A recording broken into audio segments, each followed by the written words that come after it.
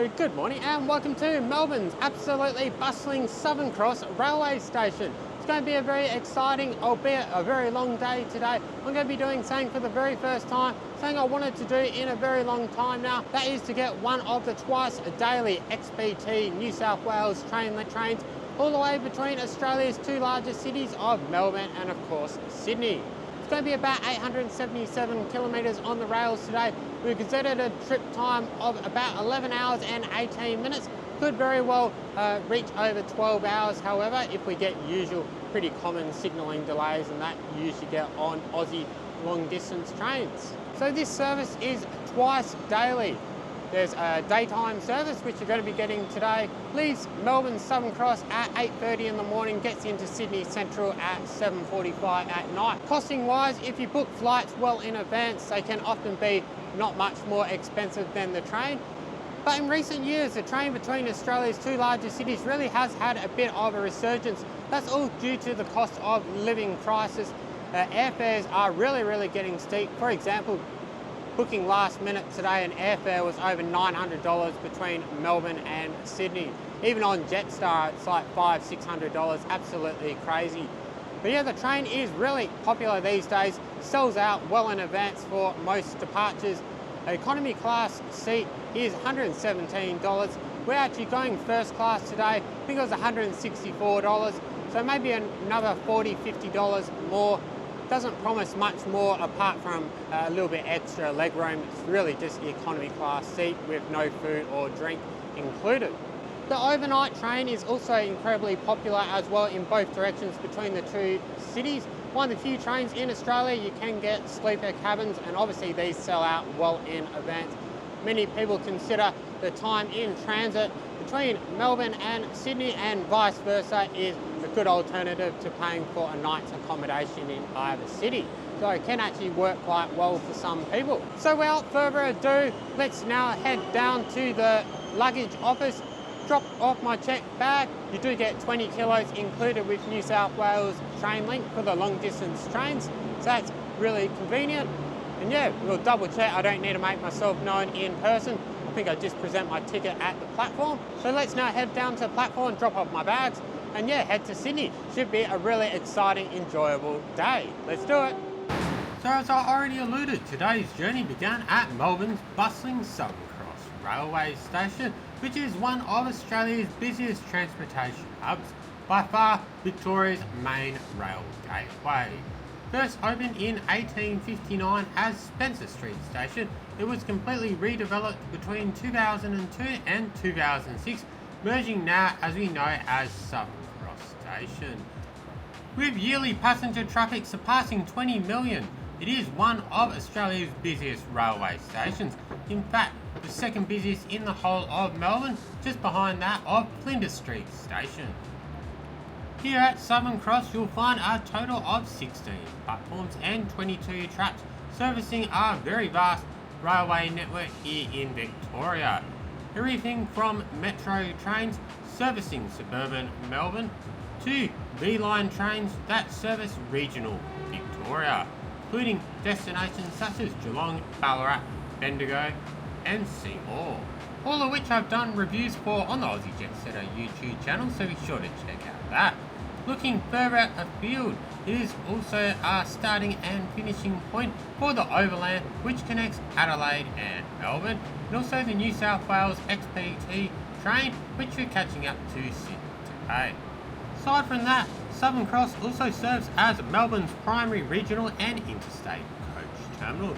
So from here you've got operators such as V-Line, Transport for New South Wales, Greyhound and Firefly, who operate regional and long distance interstate bus services from here, offering by far the slowest but also equally most likely the cheapest way to travel to cities such as Adelaide, Canberra and of course Sydney.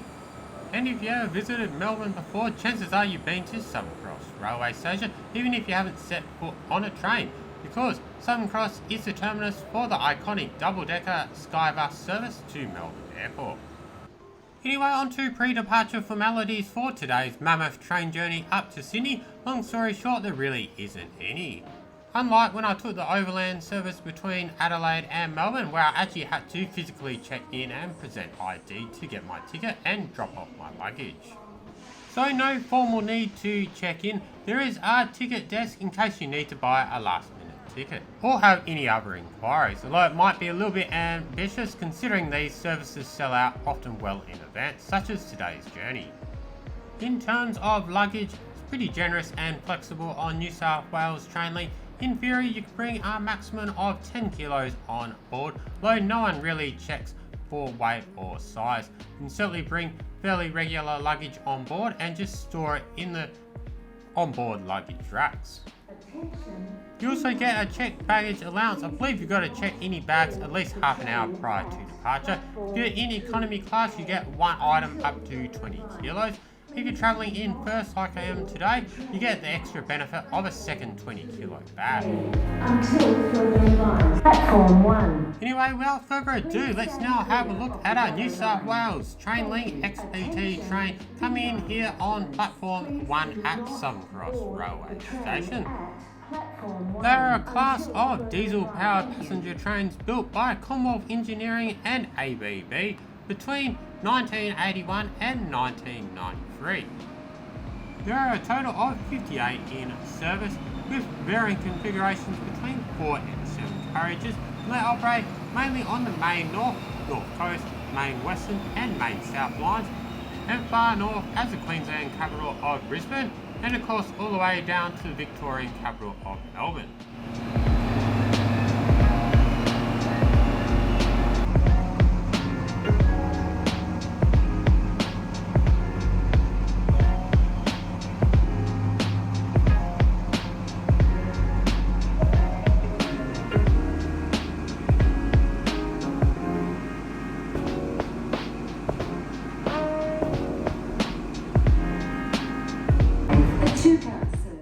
Anyway, as you can see, there's quite a crowd forming on platform 1 ahead of this morning's departure up to Sydney.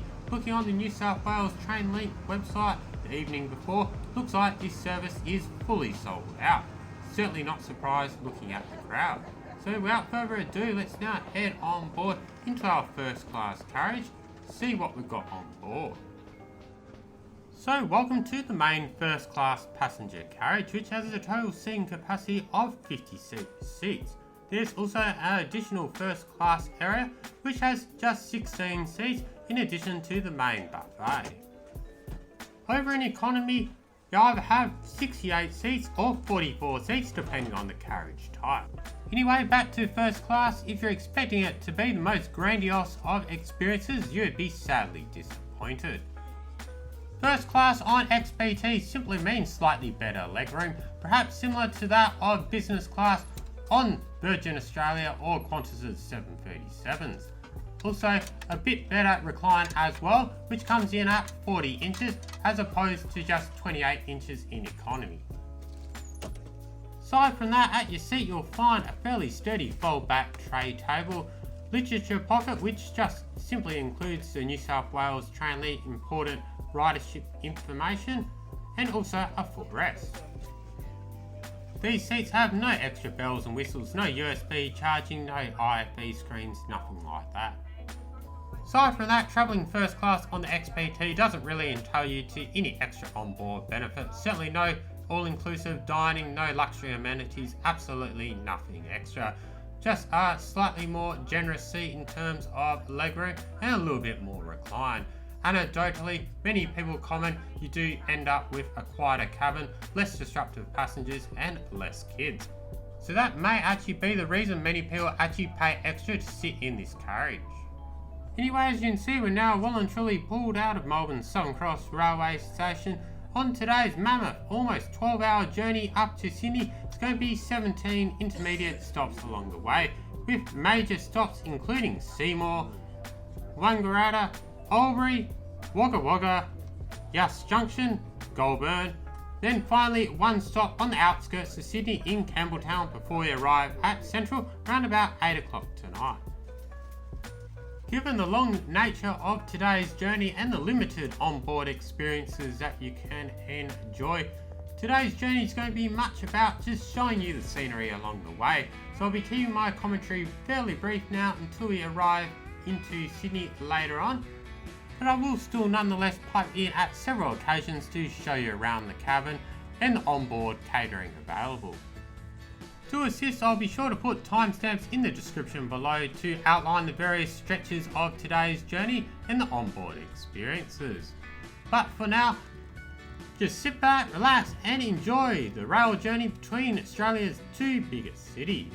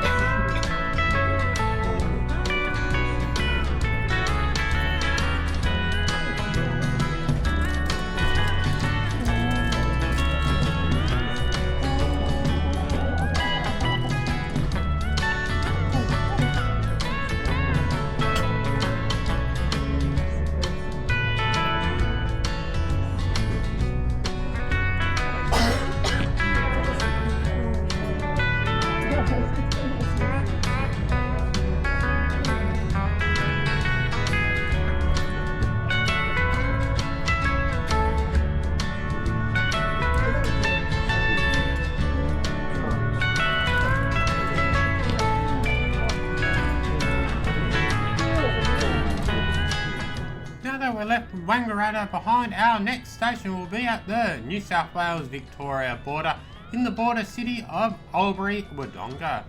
At this point we've now been on the train a little over 3 hours, so what better time now to take the opportunity to get up and stretch your legs a bit, have a little bit of walk around our XPT train. So after our carriage you can see the second first class seating area. It's a smaller area of just 16 seats and 2 accessible spaces as well, as it also contains the buffet car, which is not actually currently open. It doesn't open to lunchtime, I believe, which is not far from now, so we'll be sure to head back to get some lunch a little bit later on. But for now, let's head into one of the economy class carriages.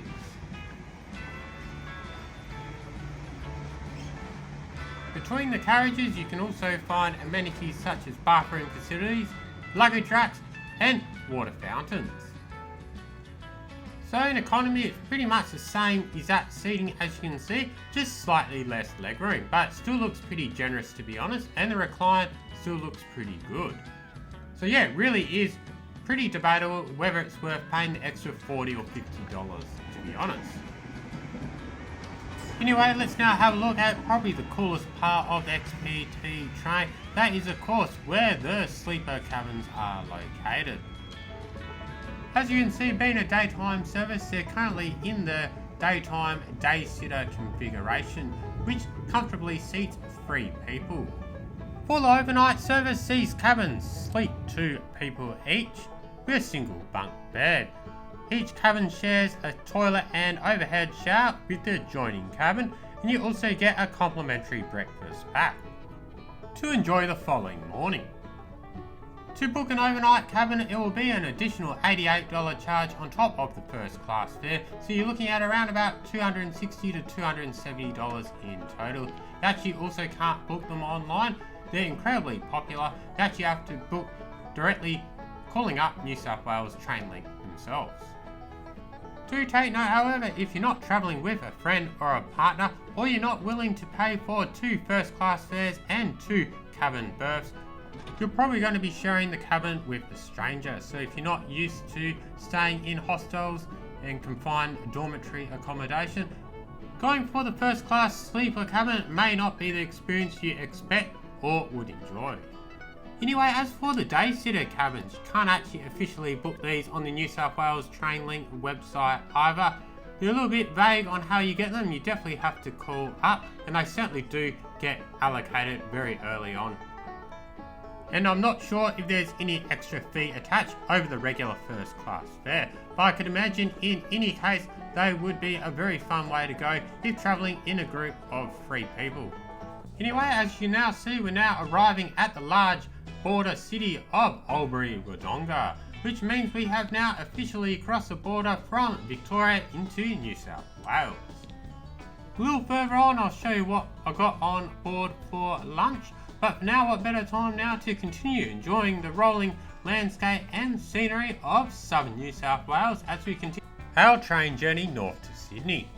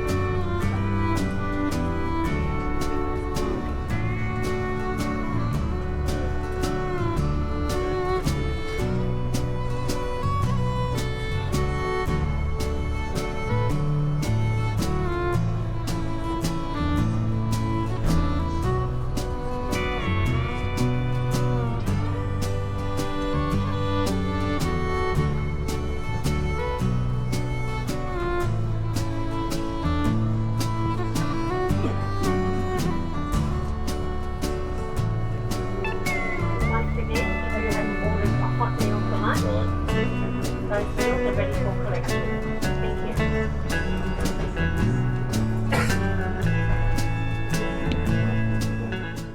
And just like that, welcome to the small town of Junee, which is actually quite a significant point on today's journey, as it's actually where the New South Wales TrainLink crew actually do a crew swap. This essentially means that the northbound team swap with the southbound team. That means the team operating today's journey out of Melbourne will then get on to the inbound service back to Melbourne, while the outbound service from Sydney will swap with the inbound service back to Sydney. This way the crew can return to either Melbourne or Sydney, where they started at the start of the day.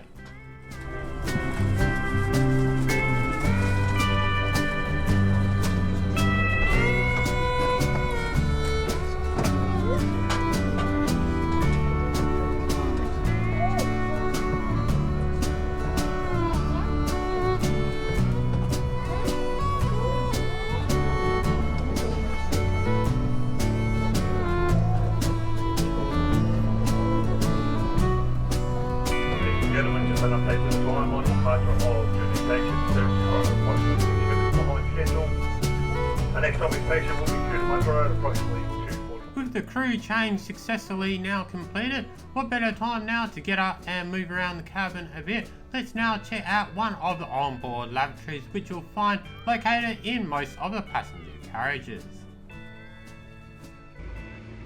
Inside you can find a very industrialist design, as you'd expect from a train from the 1980s. It's got everything you need, very functional, very basic, but yeah, it serves its purpose just fine.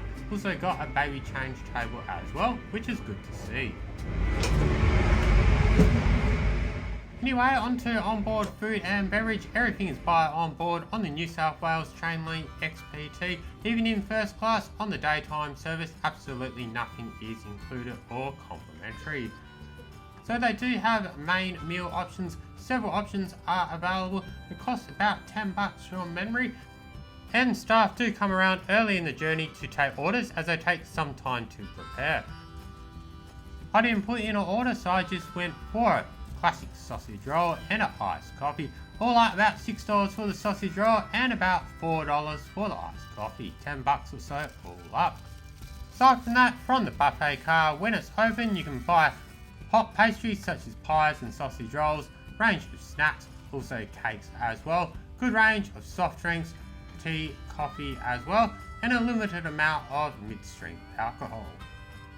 Overall, I'd say the prices were pretty reasonable, perhaps not exactly cheap, but by no means extortionate either. I'd probably say a third to half the price of that of flying on Virgin Australia or Jetstar for comparison. Anyway, as we now approach the small town of Cootamundra, what better time now to just sit back, relax and enjoy the rest of today's journey uninterrupted all the way through to Central. As always, I'll put timestamps in the description below as we travel between the various towns and cities along the way. But for now, till we get to Sydney, where we'll wrap up today's journey, what better time to sit back, relax and enjoy the rolling landscapes and scenery of central New South Wales as we continue up to Sydney.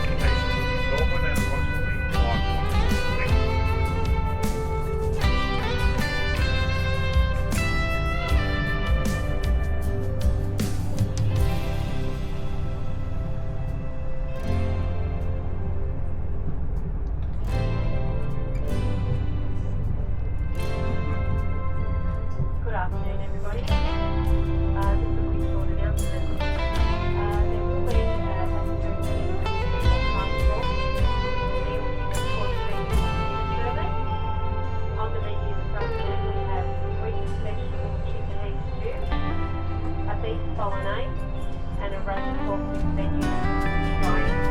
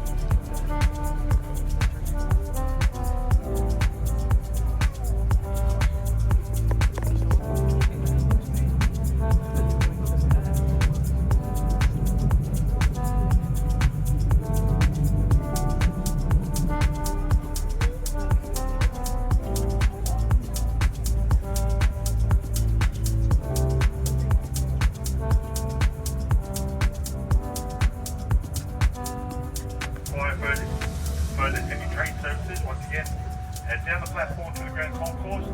One go to get the other one.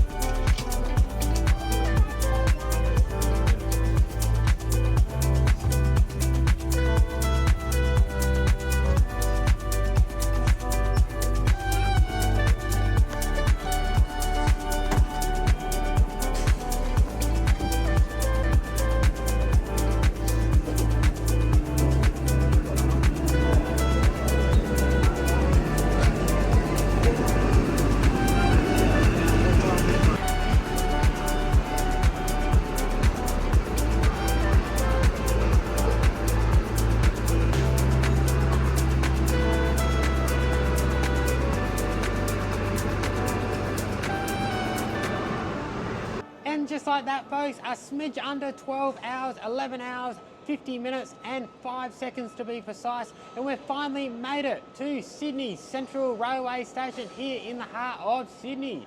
Central Railway Station is actually the busiest railway station in the whole of Australia, a major hub here for transportation here in Sydney. Everything from your metropolitan trains, your intercity trains, your regional trains. You can even get the Indian Pacific all the way to Perth on the other side of the country from here as well, which is obviously my home city.